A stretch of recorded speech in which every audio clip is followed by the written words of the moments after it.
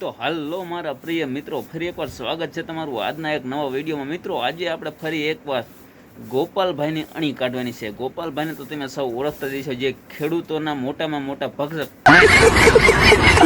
નહીં સોરી રક્ષક એવા ગોપાલ ઇટાલિયા, આજ એમની અણી પાછી કાઢવાની છે। તો ચાલો વિડીયોની કોઈ પણ વાર લગાડ્યા વગર શરૂ કરીએ। પૈસા વાળું થઈ જવું હોય, હેલિકોપ્ટરોમાં ઉડવું હોય, હારી હારી ગાડીઓમાં ફરવું હોય, એટલે ફરવું તો ઘણું છે, પણ આગળ કઈ કયો તો ખબર પડે ને। ભલામણ એમ કેમ ખબર પડે? મોટા મોટા હોદ્દા, લાલ લાઈટ વાળી ગાડી, 10 જણા આગા રેજો ગોપાલભાઈ એવું કરવા વાળા, આઘા રહેજો ગોપાલભાઈ આવે છે એવું કળવો વાર આજે ભાજપમાં આવી ગયા।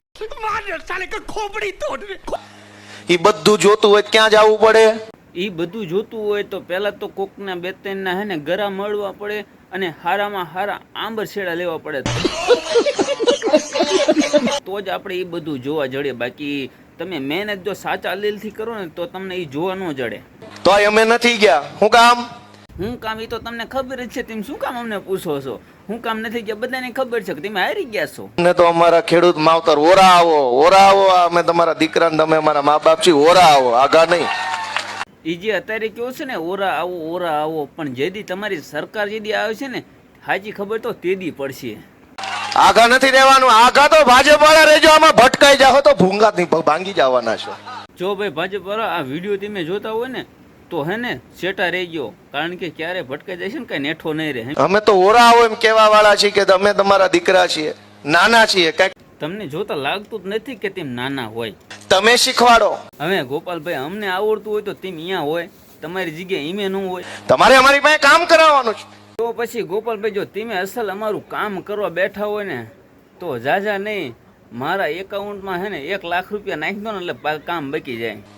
હવે થાય છે એવું કે કામ કરે એવા છે ને તમે સત્તા હોપતા નથી, એવું એમને સપ્તાહ વગર કાંઈ ન થાય એમને। હાલો ને આવતી ચૂંટણીમાં કંઈક વિચારશું તમારું, પણ આપણે થોડું ઘણું વિચારી નાખશું, કારણ કે હાવ તમે આમ રાયડું પાડો નો મેર આવે ને યાર, અમારે થોડુંક તમારે સામું જોવું તો પડે ને। આપણે નકામનું કંઈક કહેતા હતા ને તમે, અને હાવ નકામા છે એ ક્યાંના ક્યાંય ચડી ગયા એ વેરી કઈ જગ્યાએ ચડી ગયા? ગામની પાણીની ટાંકી ઉપર ગધેડો ચડી ગયો। એવો ગધેડો વેરી કયો હતો ગામની પાણીની ટાંકી ઉપર ચડી ગયો? તે ગામના 2-5 જુવાની રીલ બનાવવા બહાર આવ્યા। હવે ગોપાલભાઈ ગામની ટાંકી ઉપર ગધેડો ચડી ગયો, કોક મારા જેવો હોય તો ખરા નમૂના કે રીલ બનાવવા જાય, એને ખબર પડી ગામની ટાંકી ઉપર કોક લાગે છે માણા। ગોપાલભાઈ આવું ન લેવો, પહેલા તો તમે ગધેડાનું કીધું હતું ને અત્યારે તમે માણાનું કહો, એ ફરી જાવ એ મજા ન આવે। સહેજ વધારે અજવાળું થયું તો ખબર પડી કે માણા નહીં ગધેડો છે। એમ કયો ને ભલા મેણો અંધારાનું દેખાતું નતું, એટલે બે ફોન કર્યો કે બાપડા ગામની ટાંકી પર ગધેડો ચડી ગયો, એટલે ટાંકી ફરતે ગોળ ગોળ દાદરા આવે, ખબર છે આમ? ના એ તો નથી ખબર હો, પછી શું ગામમાં ભેગું તો થયું છે ને? એટલે ગામ ભેગું થઈ ગયું, આખું સરપંચ આવ્યા, ઉપસરપંચ ને માજી સરપંચ ને સરપંચ ની સામે લડેલા હતા એ હારેલા ઉમેદવાર બધા ભેગા થયા।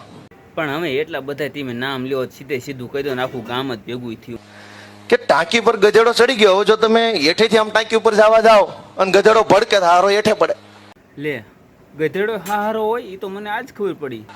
હેઠે પડે તો એ કઈ સારી બાબત ને મરી જાય ને ખરાબ દેખાય। હવે આમને ખરાબ દેખાય એ પડી, પણ ઓલા બિચારો ગધેડો છે એ મરી જાય એ નથી દેખાતું।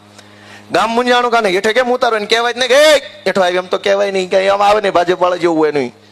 એ વાત તમારી સાચી છે, ભાજપ વાળા જેવું ન હોય તો અહીંયા સડ્યું હોય ને, બાકી અહીંયા એને બાપા શું ઘઉંનો ના ખાવા નાખ્યું હોય ત્યાં સડી ગયો ઉધર, અને એ કદાચ તમે ટ્રાય મારી હોય તો કદાચ હેઠું ઉતરી જાત, તમે કીધું હોત ને કે હેઠું ઉતરે તો કદાચ ઉતરી જાત, કારણ કે તમારું માન જરૂરથી રાખે છે। એટલા બધા ખેડૂતો તમારું માન રાખે છે ને ગધેડો તમારું માન નહીં રાખે,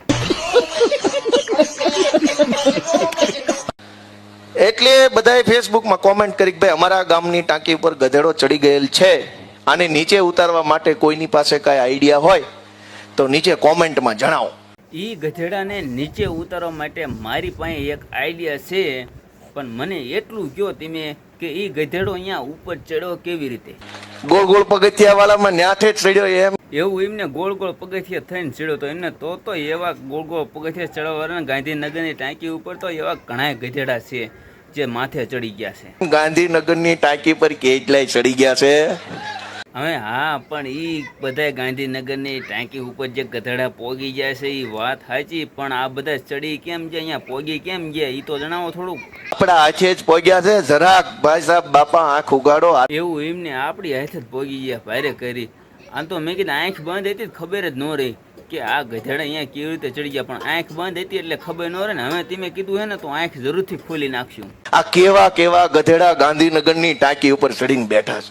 અમે ગોપાલભાઈ ગધેડા અમે કેવા કેવા એટલે શું, ગધેડા ધોરા હોય ને કાબર ચિતડા હોય ને આવા ને તેવા ગધેડા ઈ છે ખરા. હવે એ બધું જવા દો, અમને હેઠા ઉતારવાનું કંઈક કરો. આપણે એને હેઠા ઉતારવાની વાત કરીએ છીએ કે આ સરકાર હેઠી ઉતારો, ચડાવી કોને? એ બધું તમે જે જૂનું થયું એ ભૂલી જાઓ. એ જે થવાનું હતું એ થઈ ગયું, કારણ કે જે ઓલો તકો છે ને જે વાંઢો આપણે સોરી મોદી કાકા, એ અમે કાંઈક સારું સારું બોલીને મત ને બધ ડેડીને અત્યારે ચીટિંગ ને બેટિંગ કરવા માંડ્યા છે. એમ કાંઈક આવી ગયું આ બધું. હવે ઉતારી તો પડશે ને, સડાવતા સડાવી દીધી પણ ઉતરતી નથી કોઈ હોય તો એનું કંઈક કરો, સેટિંગ કરો.